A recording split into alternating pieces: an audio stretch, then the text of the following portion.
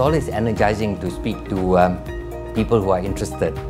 So to me, this has been a great occasion.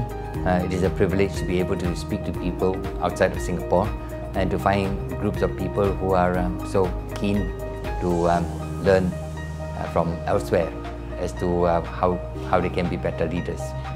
I'm very excited about this conference because I believe that this conference will make a great difference in people's lives, in organizations, because leaders are going to transform themselves, they will transform others and transform organizations. Well, you know, they're giving up their time, their money, and they're making an investment in themselves, and they're from all kinds of different backgrounds and ages as well. I've noticed you've got some quite young people here, right through to some of the more mature people, should I say. And I just think it's brilliant that people are taking time out to invest in themselves, and people have been so very friendly and welcoming to the guy from Manchester. I think the conference is progressing very well. I can sense the excitement, the enjoyment, the learning.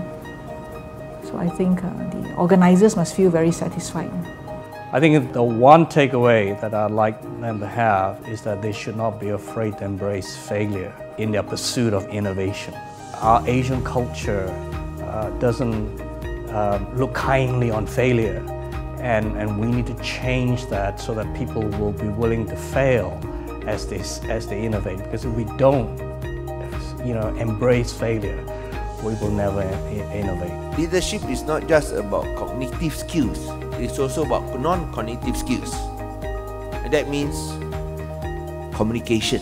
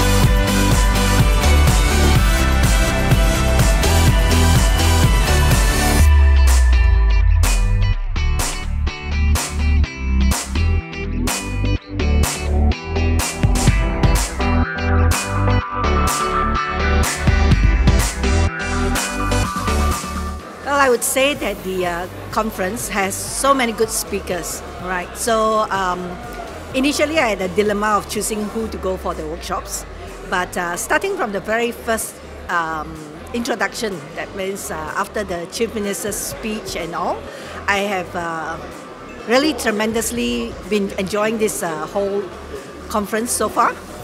One that actually strikes me the most is you listen rather than you tell, or you direct, or you instruct.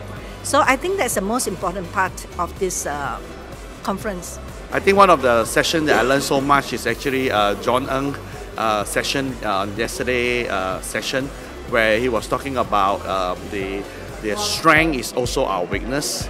And I find that sometimes that we can overconfidence over our strength, but actually it's actually our weakness. I think the few things that the different speakers that I've heard speak about is being a leader is all about being a servant at heart, speaking about humility, being humble as a leader, and that sometimes you don't always have to shine as a leader, but allowing others below you to shine. And I think for me, even as I learn to be a leader, I think these are some of the things that I need to remember.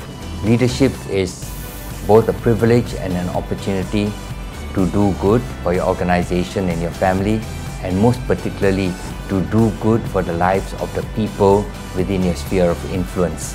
I would like the participants at NEX to be passionate about leadership, to rekindle their passion, to retool their competence, and to recommit to people and organizations to take them to the next level. My starting point is all team members want to be well led. They want to be well led by a good leader. And in my mind, An effective leader is first and foremost a good, caring servant. So be a servant more than a leader. If you put at least one thing into practice, then you will be taking the most and learning the best from the conference. Guys, just please, please, please, please remember to sumo. Shut up and move on. Why? So that you can go mad, go make a difference.